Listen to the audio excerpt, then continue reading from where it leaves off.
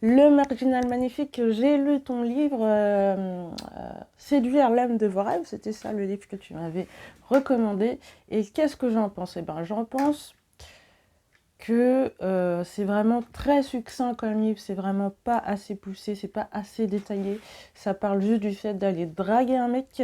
Honnêtement, j'ai pas de problème avec ça. Mon problème, c'est vraiment après, quand je suis en couple, comment je fais pour que ça marche et que ça ne se capote pas. Ouais, comme on dit en allemand, kaputt.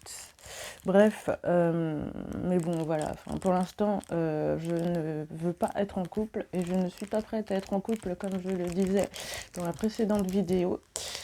Il faut d'abord que je règle mes problèmes personnels, mes soucis d'émotion et tout ça, mon émotionnel et tout ça, parce que je ne suis pas apte à être avec qui que ce soit. Voilà, voilà. Et aussi dans le livre, ouais, il parlait du fait genre d'avoir confiance en soi, mais concrètement, il n'expliquait pas comment on fait pour avoir confiance en soi. Il disait que d'aller parler à un mec, mais de pas être trop, en tant que fille, de pas être trop, de laisser l'homme venir à toi et tout ça. Enfin, c'est de la théorie, d'accord, mais en pratique, pas très acquis, pas très pas très applicable tous ces conseils, voilà, voilà. Donc moi c'est Sakine Noma, donc si tu ne me connais pas, moi je parle du PN masqué. Pourquoi je parle du PN masqué? Parce qu'on parle souvent des PN grandioses, des gens waouh, qui se la pètent et tout, alors qu'il existe plusieurs types de pervers narcissiques, dont le pervers narcissique masqué qui lui est plus discret et qui te foudroie. C'est un mec qui est hyper silencieux, hyper calme, et une fois que tu es attiré dans ses filets, tu te sens pas bien, mais tu ne sais pas pourquoi, parce que tu crois que la personne avec qui tu es est une personne timide et qui te veut du bien. Voilà, voilà, donc si ma personnalité te plaît, n'hésite pas à t'abonner à la chaîne, à cliquer sur la cloche pour bien être au courant des prochaines vidéos. Alors, aujourd'hui, j'aimerais parler du fait que même si ça fait 10 ans que vous n'êtes plus avec des pervers narcissiques, moi, c'est mon cas, ça fait pas 10 ans, ça fait beaucoup moins. Mais je vous avoue que j'évite. Ça fait longtemps que j'ai pas été en couple avec un pervers narcissique et j'espère ne plus jamais l'être. Ni un peine masqué, ni un peine quoi que ce soit. Mais par contre, au travail, j'ai déjà rencontré ce genre de personnalité. Là, c'est plus compliqué parce que c'est ton travail, c'est pas. Tu as besoin d'argent et tout ça, donc c'est un peu plus complexe.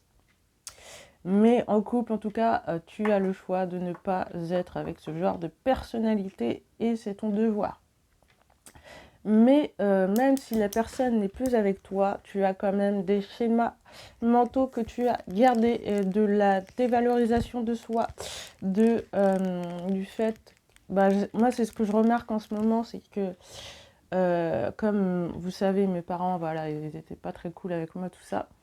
J'ai quand même gardé un peu ce programme malsain qui fait que je me dévalorise, que je me parle mal, que je me dis que je ne mérite pas, que je ne suis pas assez bien. Et j'essaye à chaque fois de faire plein de choses pour montrer à d'autres personnes que je suis méritante. Et au final, qu'est-ce que ça fait?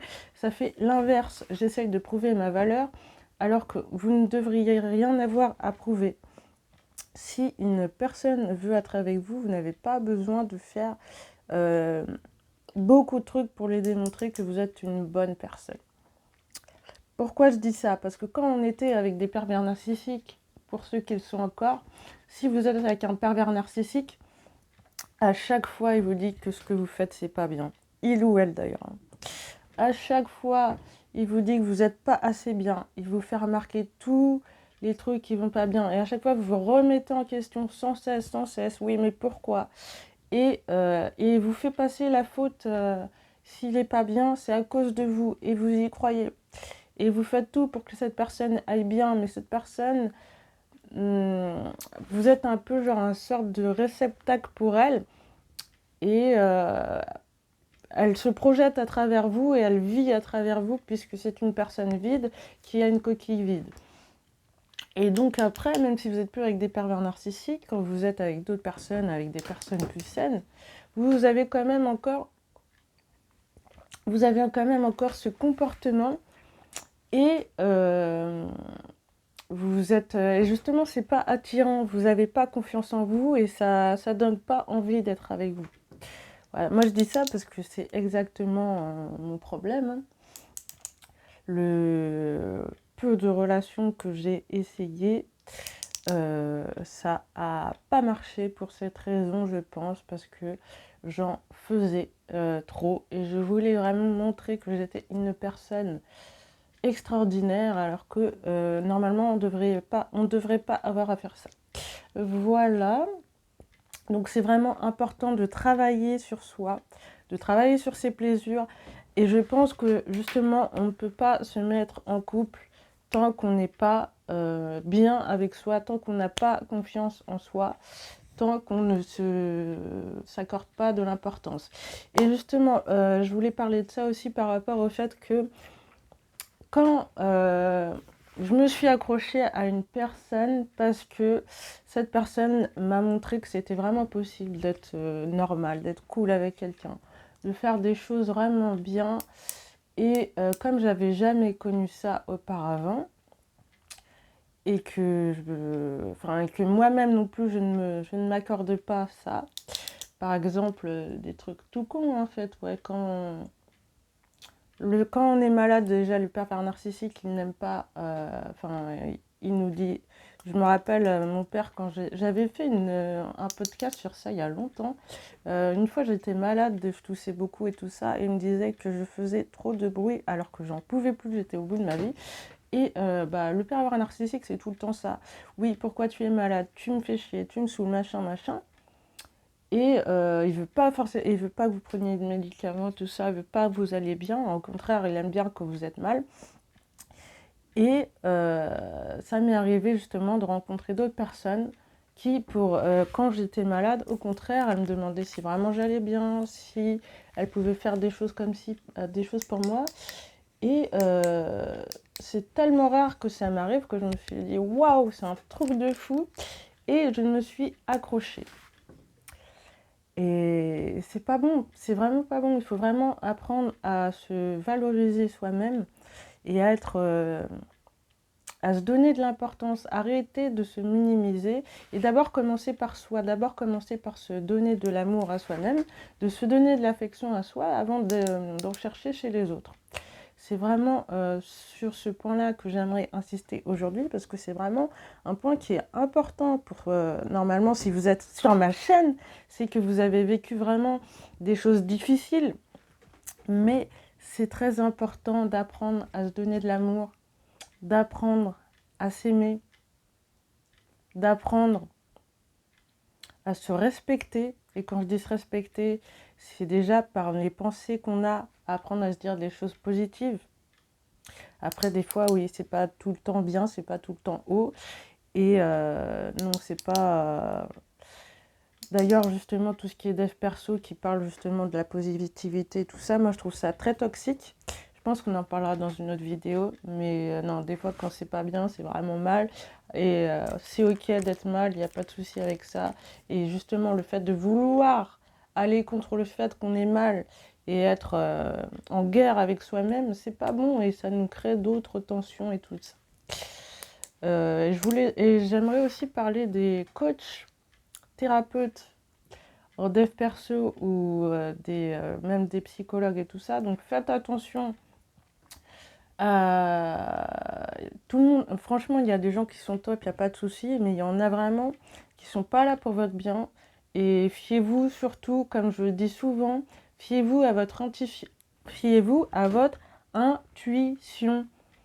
Si vous vous sentez mal, si vous ne vous sentez pas bien et que la personne, elle vous met encore plus mal au lieu de vous aider, c'est qu'il y a un problème. Donc posez-vous des questions et allez... bien sûr, vous avez besoin d'aide, que vous avez besoin d'être aidé, mais allez vers des personnes qui sont vraiment là pour votre bien, qui ne sont pas là pour vous aspirer. Voilà, c'était tout pour aujourd'hui. Et oui, moi j'ai une question à vous poser. Vous pouvez me répondre en commentaire. Est-ce que vous pensez que c'est possible pour quelqu'un d'hypersensible qui a beaucoup de problèmes et qui n'a pas travaillé sur soi d'être en couple? C'est la question à répondre dans les commentaires. Moi, je pense que non. Parce que vous avez tellement de de séquelles, de PTSD, que tant que vous êtes là-dedans, vous allez attendre de l'autre des attentes démesurées, vous allez attendre que l'autre personne vous comble, vous répare, mais c'est pas possible. Ça, c'est un travail à faire personnellement. Voilà, donc n'hésitez pas à me répondre à la question. Est-ce que vous pensez que c'est possible pour un hypersensible qui a vécu des traumatismes sur traumatismes d'être en couple sans qu'il n'ait travaillé sur soi? Je sais que la majorité des couples d'ailleurs, aucun des deux ne travaille sur eux et je pense que c'est pour ça que la majorité des couples ça marche pas. Puis les applications de rencontres et tout ça, le ghosting machin, oui je voulais parler de ça aussi, du fait que les mecs et les meufs on entretient un climat qui est vraiment pas sain, surtout sur les applications de rencontres. Moi, je sais que je les ai supprimées parce que ça me faisait pas mal de mal. Et c'est mieux de rencontrer des gens en vrai, c'est beaucoup plus sain. Parce que sur les applications de rencontres, c'est de la surconsommation de corps, surconsommation sexuelle. Et à la fin, la personne, elle te répond même plus, elle te ghost. Et inversement, quand t'es une fille, t'as tellement de messages que tu sais pas à qui répondre. Et les mecs sont frustrés et ça crée beaucoup de choses qui font que on est tous dans un climat tendu, en fait, j'ai envie de dire. Je sais pas ce que tu en penses. Bref, si ma personnalité te plaît, n'hésite pas à t'abonner à ma chaîne, à bien cliquer sur la cloche. Et moi, je te dis à la prochaine dans une prochaine vidéo. C'était Saki Linuma. Salut, salut!